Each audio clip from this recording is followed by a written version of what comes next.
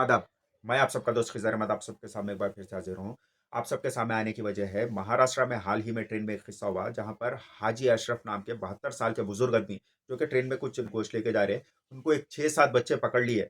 पकड़ लेके ये गौ मांस है, बीफ है बोल के उनसे लड़ना शुरू करे। उन्होंने बोल रहे नहीं, नहीं होता तो 72 साल के बुजुर्ग आदमी को गलीज़ गालियाँ दे रहे, धक्कम-धक्की कर रहे, झापड़ मार रहे। बोल रहे नहीं ये बीफ नहीं होता, मैं मेरी बेटी करने जा रहा हूँ। बोले बेटी को भी गलीज़ गालियाँ दे रहे। 6-7 नौजवान बच्चे होके 72 साल के बुजुर्ग आदमी को मार रहे हैं उन लोग और गलीज़ गालियाँ दे रहे हैं और उनकी हिम्मत देखिए वीडियो बना के सोशल मीडिया पे डाले। वो वीडियो वायरल भी हुआ, कई लोगों की उनकी चेहरा देख के उन लोगों के नाम भी सामने आ गए 1-2 जनों के, लेकिन अब तक गिरफ्तारी की तो कोई खबर नहीं मिली और कोई आस भी नहीं है गिरफ्तारी उनकी होंगी बोल के।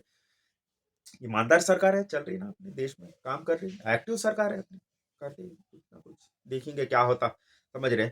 वो तो बहरहाल इन लोगों का कुछ गिरफ्तारी का तो कोई आस रखना भी बेकार है। हाँ, मैं इन लड़कों के लिए एक मैसेज देना चाह रहा हूँ, अगर ये लोग ये वीडियो देख रहे हैं, देखना भी चाहिए, तो इनके लिए एक मैसेज है मेरी तरफ से, वो बोलना चाह रहा हूँ। आप ना 72 साल के एक बुजुर्ग आदमी को हाथ लगा के खुद अपने आप को मर्द आदमी समझ रहे हैं। शर्म की बात है, धिक्कार है ऐसे मर्दानगी पे तुम्हारी। तुम लोग चलो, मैं खिज़र अहमद यहाँ हैदराबाद से मैं तुम लोगों से चैलेंज करूँ। तुम लोग सेलेक्ट करो कौन सी ट्रेन बोलो, कौन सा स्टेट बोलो, मैं आने के लिए तैयार हूँ।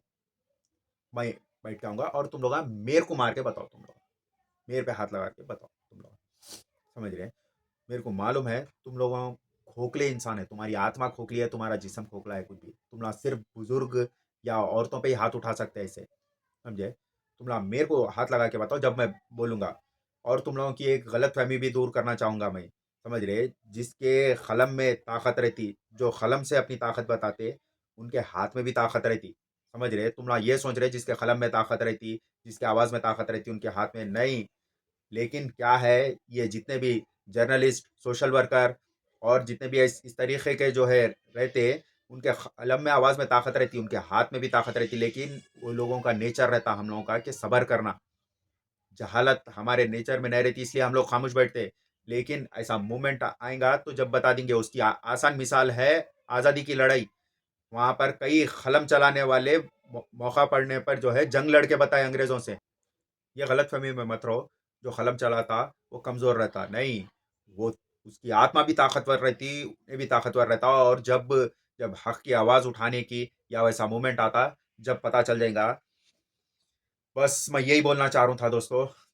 हाँ, दोस्तों, मैं ये जानता हूँ कि मैं ज़रा जोश में आ गया, गुस्से में आ गया, लेकिन क्या करेंगे, इस तरीके के जाहिल लोगों को समझाने के वास्ते कभी-कभी ऐसा रुख ना पड़ता, समझ रहे ना? इन लोगों का क्या होगा उसके बारे में तो मैं नहीं बोल सकता हूँ, मेरे को इन लोगों की अरेस्टिंग की या कोई वो उसका कोई आस है नहीं मैं कोई इन लोगों की, समझ रहे ना? इन इन लोगों का कुछ होने वाला, इन लोगों को कोई नुकसान होगा बोले जैसा।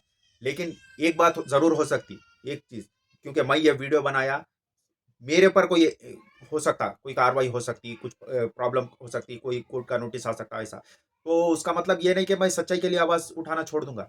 इस तरीके के पहले भी बहुत बार हुए सो है। हक़ की आवाज़ उठाने के लिए, सच्चाई की आवाज़ उठाने के लिए कई बार जो है कोर्ट का नोटिस आया, एफआईआर हुई, जेल पुलिस स्टेशन में बुलाए, ऐसे हो गए। कई प्रॉब्लम हुए, उसका मतलब मैं तो जो है सच्चाई के लिए बात करना नहीं छोड़ा ना, बिल्कुल अभी भी सच्चाई के लिए आवाज़ उठाता हूँ, अभी भी तैयार हूँ वो चीज़ों के लिए, समझ रहे? और ये सिर्फ़ मुसलमान नहीं, अगर इस तरीके की हरकत कोई हिंदू के साथ भी होंगी, कोई क्रिश्चियन के साथ भी होंगी, कोई सिख के साथ होंगी, कोई भी मेरे भाई के साथ होंगी, कोई भी बहन के साथ होंगी, मैं बेशक इसी तरीके से, लहज़े से, इसी तरीके से आवाज़ उठाऊँगा मैं, समझ रहे ना? और ऑपोज़िट कोई भी रहने दो, चाहे हिंदू, मुस्लिम, सिख, ईसाई कोई भी रहने दो, उसके खिलाफ इसी तरीके से मैं बात करूँगा।